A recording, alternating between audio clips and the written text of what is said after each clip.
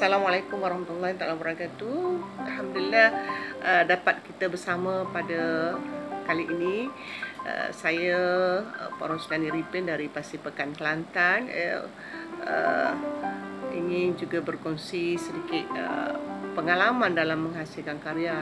Tidaklah apa sangat itu seperti juga sahabat-sahabat lain masih lagi bertatih untuk menghasilkan karya. Banyak ilmu yang patut dituntut maksudnya apa jua peluang atau jua tuntutan ilmu itu tidak ada noktah, tidak ada hentinya. Selagi hayat masih ada, maksudnya selagi ada peluang dan ruang itu, sebaiknya rebutlah peluang. Saya sendiri pun dalam keadaan berkengkangan waktu pun masih lagi berusaha. Tidak ada batasan, tidak ada satu batasan, walaupun siapa pembimbing kita, di mana tempatnya, itu bukan satu halangan, bukan satu ukuran untuk menuntut ilmu apa jua pun, lebih-lebih lagi dalam ilmu penulisan kreatif. Jadi bercakap tentang pengalaman menulis ni, saya suka kongsikan pengalaman saya. Kalau sewaktu kecil lagi saya dah didedahkan dengan buku-buku, ada hadiah-hadiah dari guru, daripada mak ayah saya sendiri pun diberi buku. Jadi mula membaca cerita, dan lagi saya suka mendengar radio. Sebenarnya kalau masa kecil-kecil dulu, kita mendengar radio seperti drama radio nombor 5 persiaran 1, panggung drama RTM itu, jadi menjadi satu titik tolak untuk menulis. Selain itu juga situasi, bila kita berada dalam keadaan mana pun, kita berdepan dengan khalayak, kita berdepan dengan masyarakat, atau maksudnya kita berada dalam pelbagai susah senang, bersama dengan sesiapa sahaja, bergaul, berkawan dengan sesiapa sahaja, tidak ada tahap usia dan tahap pendidikan. Itu juga satu titik tolak pendedahan pengalaman mereka dan pengalaman saya sendiri, sebagai pemerhati, merasai, juga berkongsi apa jua permasalahan kawan-kawan, juga menjadi satu titik tolak untuk saya melahirkan idea untuk berkarya. Cuma dalam berkarya ni saya lebih kepada genre puisi.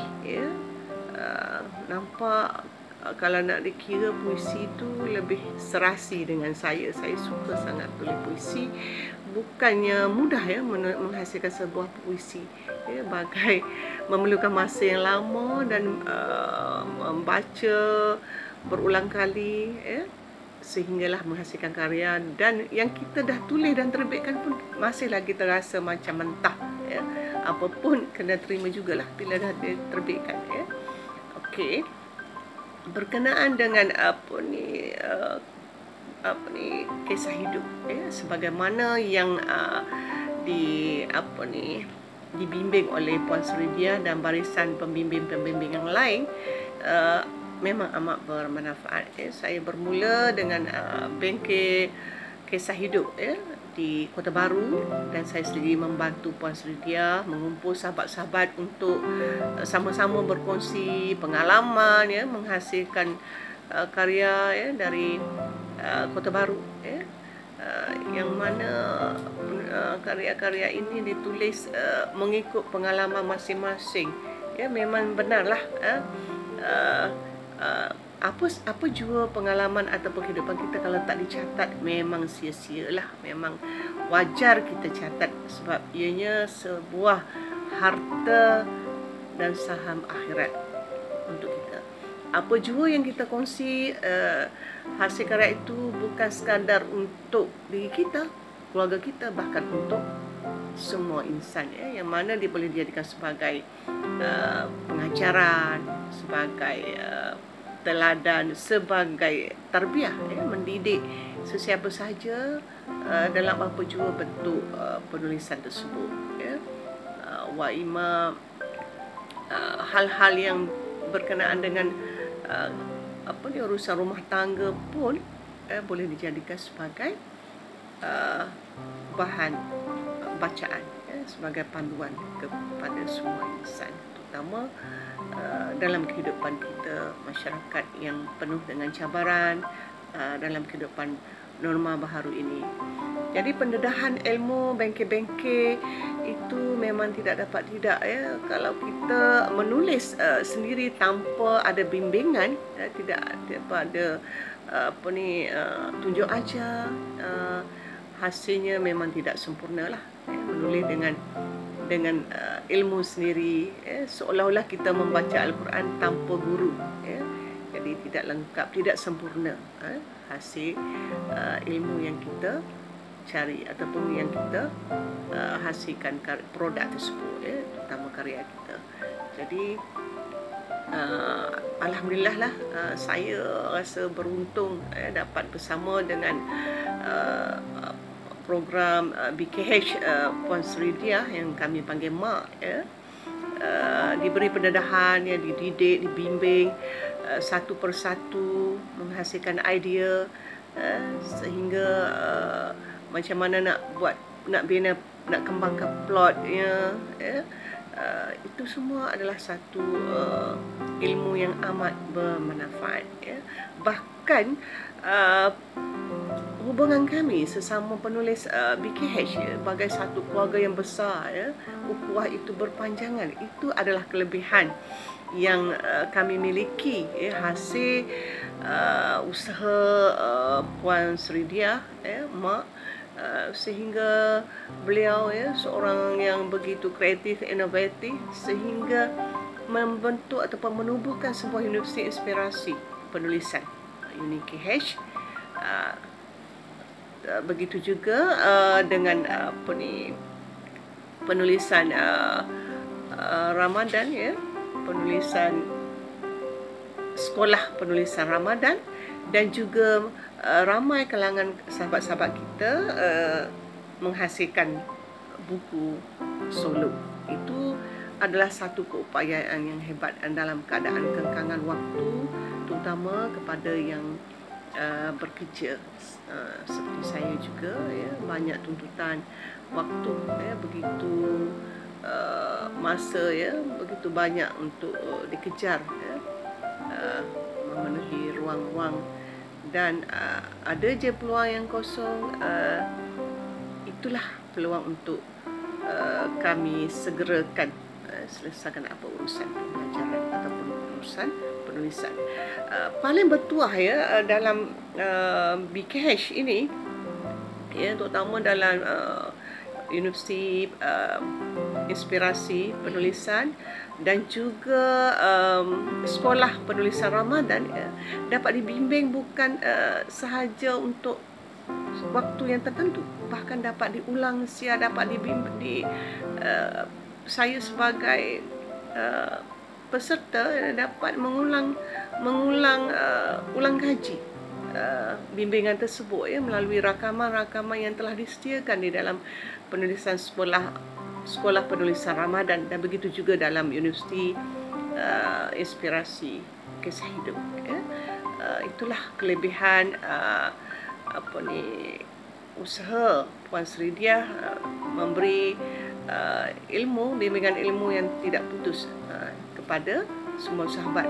Bahkan kami juga dilatih menghasilkan audio visual untuk promosi karya masing-masing. Itu adalah satu penerusan usaha bimbingan itu yang tidak ada surut, tidak ada noktahnya. Itulah. Jadi pengalaman ini memang wajar dikongsi.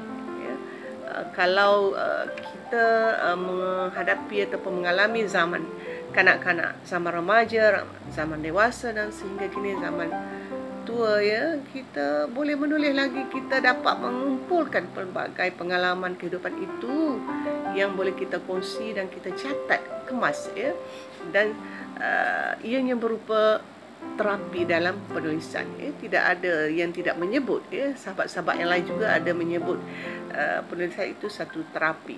Memang tidak dapat disangkakan lagi.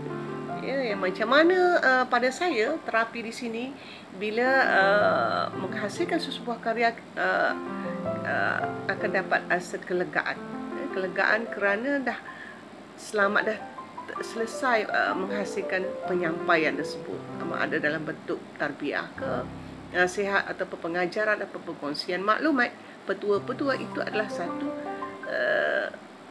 penyampaian ataupun ilmu untuk dikongsi kepada umum. Begitupun terapi itu tidak tamat di situ, berterusan sehinggalah karya kita diterbitkan dan dibaca oleh pembaca. Bila sudah dibaca, khalayak dah dapat menilai, dapat menerima penyampaian karya kita, maklumat kita melalui karya kita itu adalah satu kepuasan yang amat. Itulah yang dikatakan terapi dan satu kepuasan kepada saya sebagai seorang penulis. Dan lagi nasihat saya kepada sahabat-sahabat lain untuk menulis, kena banyak membaca. Bila kita banyak membaca, kita dapat input yang lebih.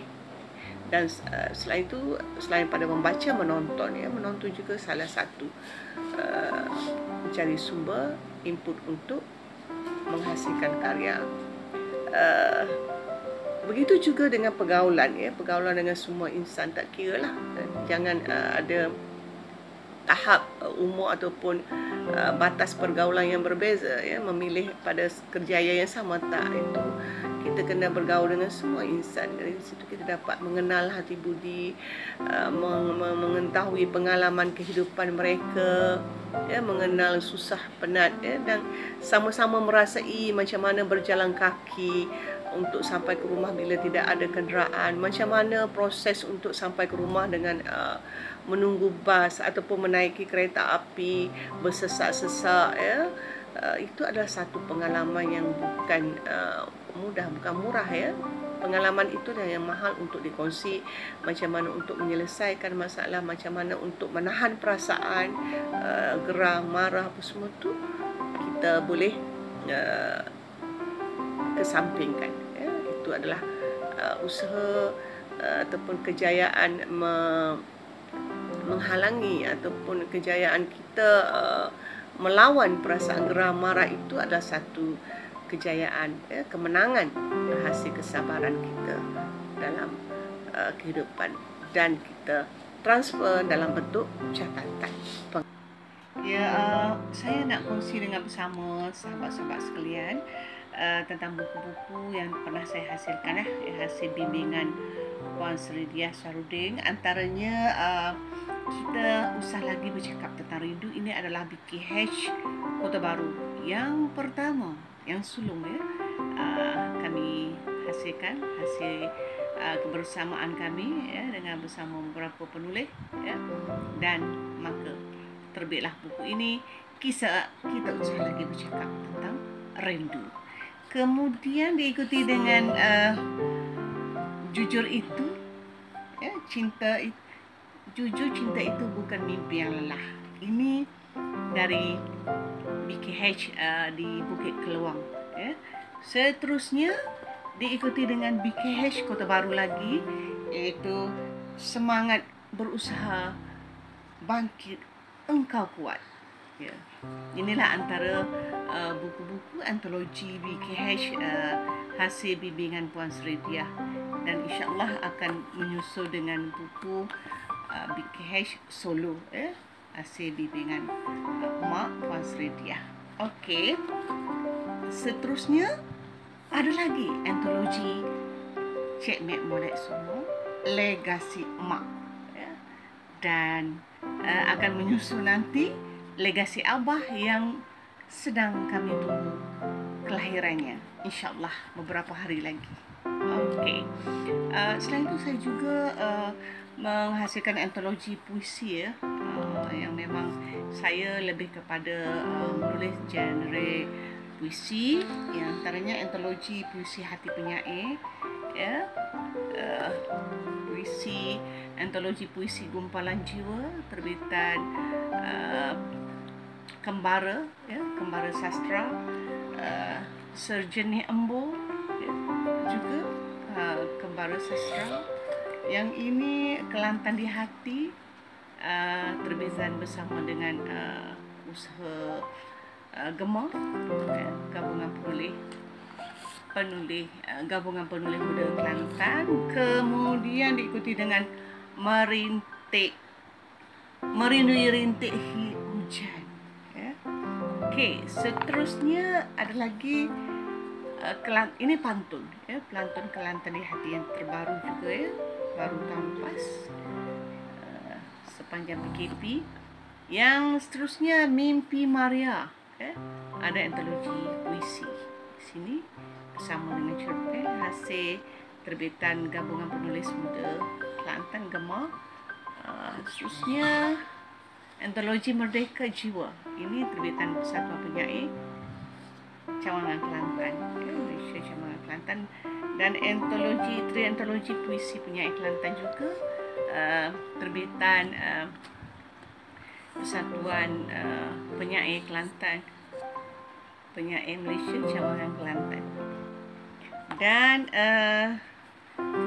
yang terbaru juga Tanjak Bahasa, ya, antologi Tanjak Bahasa, penyelenggara Datuk Jasmine Matlani, okay. Dan juga saya ada juga antologi puisi Muara Azali bersama dengan 4 orang penulis. Inilah antara hasil karya saya dalam genre puisi dan lain-lain, banyak dalam apa-apa tempatan. Itu saja. Terima kasih. Ketemu lagi. Wabillahi taufiq wal hidayah. Assalamualaikum warahmatullahi wabarakatuh.